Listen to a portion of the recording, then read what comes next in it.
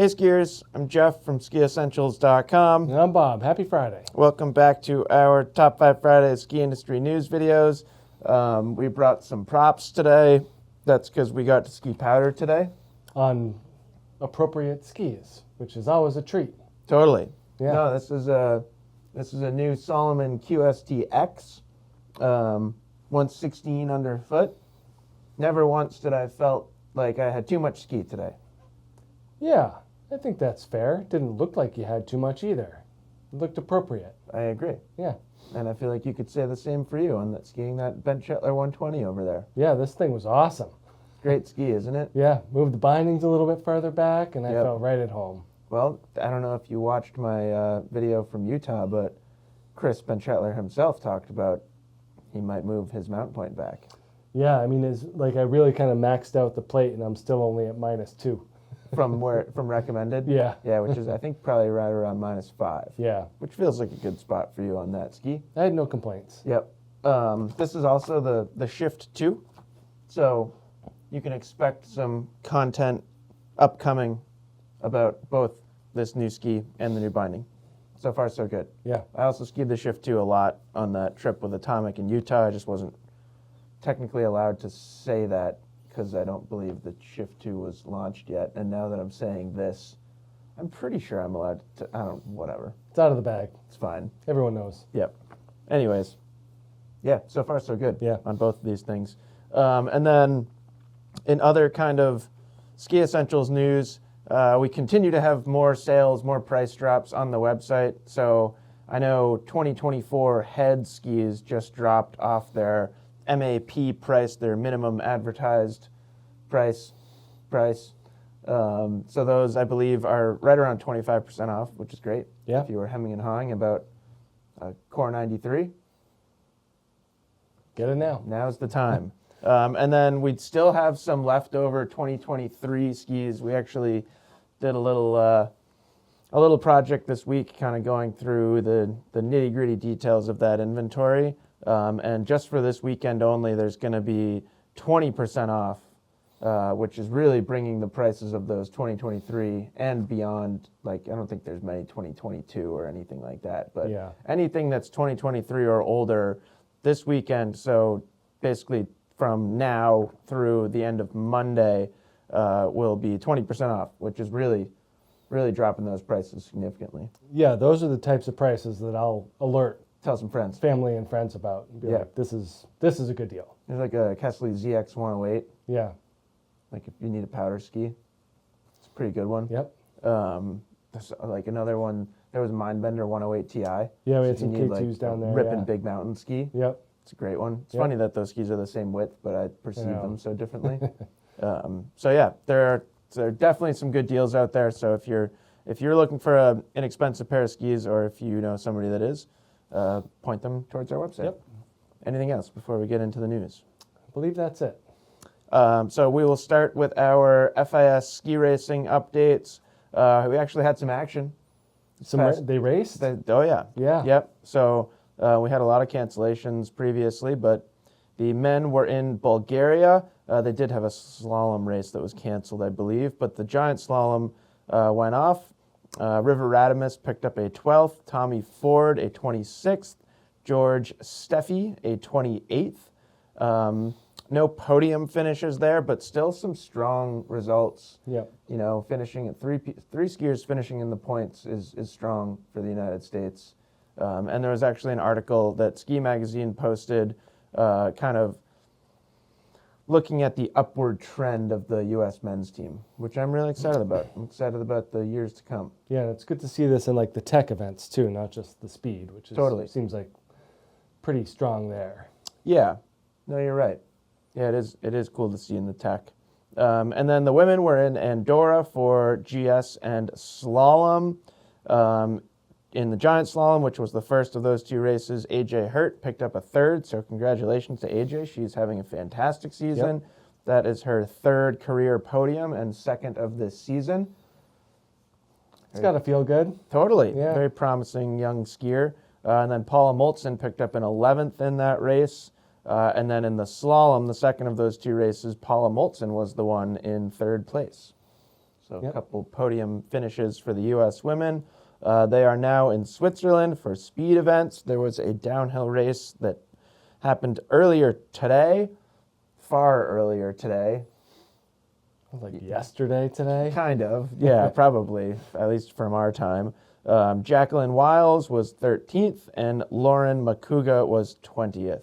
So, congratulations to all those racers, and excited to see there's a remaining downhill and Super G for the women this weekend. So, that'll be exciting to watch, and of course, we will report on that next week. In other competitive news, Bob, the Freeride World Tour was in Kickinghorst. Did you watch this? No. Okay. So I'm venturing a guess that some of our audience didn't either. Is viewership down? No, I don't know where this is but going. Based on that guess, I thought I would not share results. Oh, okay. Because they do a really good job of recording the full event. Like, Yeah. you can watch the full recap of the event. And I don't want to, no spoilers here, although we did just give a ton of spoilers for ski racing, but I think that stuff gets shared more, Yeah. more quickly.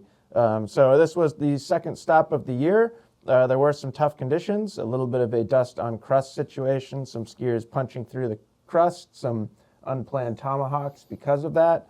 Again, no spoilers here, so I'm not going to give you results, but it was a fantastic venue, a lot of drama, and some questionable judging. So All right. it had it all, Bob. So yeah, I would strongly encourage people to just check out the replay of that event, because they're always super exciting. Yeah, it's just amazing what these skiers do in these Incredible. in rugged conditions and terrain. Incredible. Yeah. Yeah. And I feel like these freeride events have been have existed long enough at this point that like you're starting to see athletes who like watched it when they were kids. Right. You know what I Yeah. mean? And like to them, the possibilities are so far beyond like what our Yeah. brains can Yeah. conceptualize. So yeah, I think it's super cool. Yeah. And then moving on, just a couple of quick topics to end the news this week. Ski patrollers at Whitefish, Montana, and Solitude in Utah have joined the growing movement of unionizing. Separately, right? Not together. I don't believe so, Yeah. but that's a great question. Okay. And I actually don't know the answer to I that think question. I think I gleaned that they're doing it independently from each other. That was my perception as well. Yeah. I was going to be just strategically vague about that. Well, there's always more information out there. Yeah, totally. Someone can really dive right into this if they want to. But we have seen more and more ski patrollers unionizing over the past few years. Yeah. And as a refresher, this sort of kicked off about 2 years ago with the Park City Ski Patrol. Yeah, and I mean it's just it's more specialized than 100%. other professions around the mountain. Yep. It should be And- paid accordingly. Yeah, and especially since they like here at Stowe, like they're all EMTs. Yeah. You know, and like that's a pretty hard certification to get. Yeah. Like, it's not just filling out some No. bubbles on a Scantron sheet. You know, like a fair amount of them, their other job is like working at the hospital. Right. And Yeah. I know they make probably about twice as much Yeah. doing that. And like Right. Imagine being like ski like, patrolling is basically the same thing. You're just adding Yeah. skiing. like being an ER nurse and then Adding doing it on skiing. skis. Yeah. Yeah. And getting paid like Yeah. half as much as you normally would. Yeah. It's interesting. Yeah, totally. So, but you get to ski, Bob.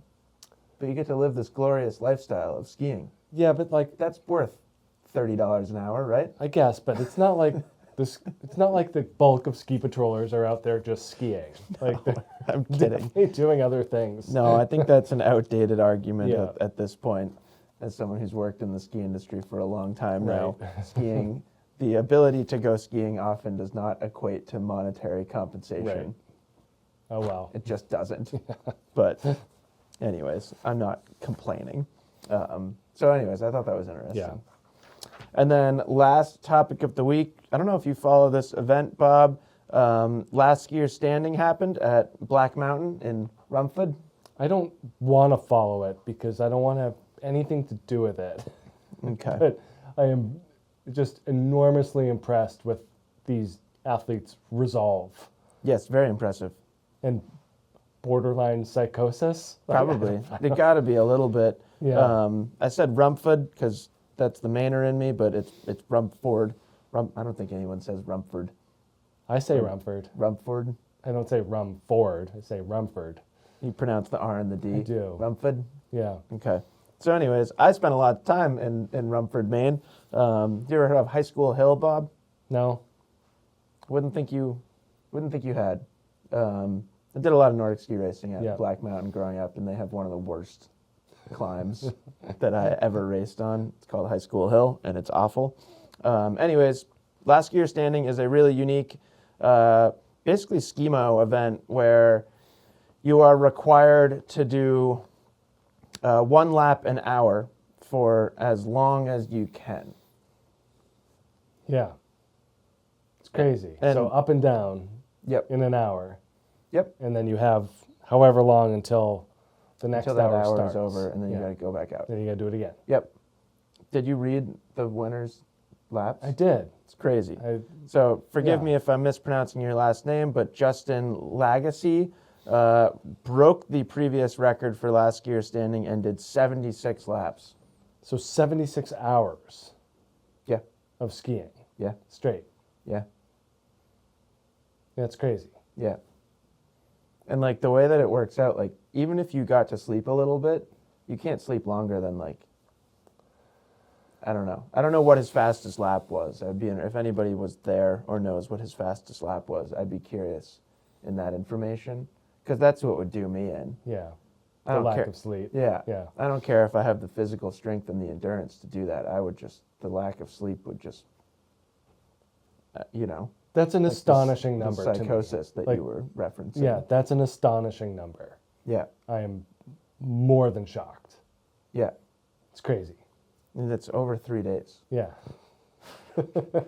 right? Yeah. This every hour. Just It's 3 days and 4 hours. 72, yeah. Yeah. It's crazy. Yeah. Very So impressive. no sleeping for 3 nights in a row. Plus the skiing. It's not Plus just the like skiing. staying up and hanging out. Like No. maybe the skiing is helpful. I think the skiing has like got to the be helpful. activity, like you need something. Yeah. If you just try to stay up for 3 days, like, Then I think you really start going crazy. yeah. There's science about this, like when your brain actually starts going crazy. You're from not lack of supposed to sleep. do. You're not No. supposed to do this. You're not supposed to do that. But anyways, congratulations Yeah. to Justin. Bob, maybe we should compete next year. I will have no such. I will not set foot anywhere near there. I just feel like it would be kind of fun to go and just do one. I don't know if I could do one. Get to the top in like 55 minutes and be like, that's going to take me 5 minutes Right. to transition, so I'm done here. No, it took me an hour and a half to get to the top. Oh, maybe longer. I don't know. It's not like a short, Right. like it's a decent amount of vert. I'm a pass. Okay. What if it was lift rides? I'd be more interested. I bet I could do 24 hours. That's about it. Yeah. I don't know. I still like doing other things with my life. Like sleeping. Anyways, so that's it for this week's industry news. And then finally, we've got our edits of the week. So first up is Super Crew Pro Pileup. This just looked like a really good time. Yep. Kind of raw, like editing. Bunch of really, really good pro skiers that all just happened to be together and all took some runs together. And then we've got Hot Dog Hans 4 with Burke Rude. I continue to really enjoy the Hot Dog Hans content, although I can't help but wonder if they're going to run out of ideas eventually. Has he cleaned up his language, or is it still? Hot Dog Hans? Yeah. I don't remember. He was using some pretty graphic language in the beginning. I'm wondering if it was cleaned up. Not much. Okay. Like, are you wondering if you should show it to your kids? Yeah. No. Yeah. That's I what don't I think. thought. I don't think so. There's a lot of. No, there's not. Our vocal rep's calling me. Answer it. Just really put him on the spot. No, I won't do that. But hi, Beach. I'll call you right back. And then finally, we've got Candide's latest edit. You saw this one, right? Yeah. It's super frustrating. To watch? Yeah. It's inspiring, Bob. Yeah, I know. I get pretty sad. It's inspiring. I'm happy for him. Happy for him. He's the best skier in the world. I know. It is amazing. He's just so good at landing. That's the big thing for me. Well, that's been my kind of ongoing joke this year is that You're still good at jumping? I'm an amazing jumper. I just can't land. Right. So I don't do it anymore. Yeah. No, it makes sense. Yeah. Oh, I got a voicemail from our vocal rep. All right. Must really want to talk to me. So anyways, check that out if you haven't seen it so far. But I feel like if you're a skier, you'd have to be living under a rock to not see Candide content. It's amazing. It's Like, amazing what it does. I won't name names, but the couple gentlemen that we were skiing with yesterday, Yeah. they were like, you probably don't see this because you don't follow Candide. I was like, who do you think I am? Like, It's like one of the few people I follow. like what? Yeah. I'm a 38-year-old park skier. Like, pretty sure I Right. know who Candide is. Yeah. And like to see the content. Yeah. So, anyways, hope everyone has a fantastic weekend. Bob, I hope you have a fantastic weekend. I hope so too. And we will talk to you next week. Bye.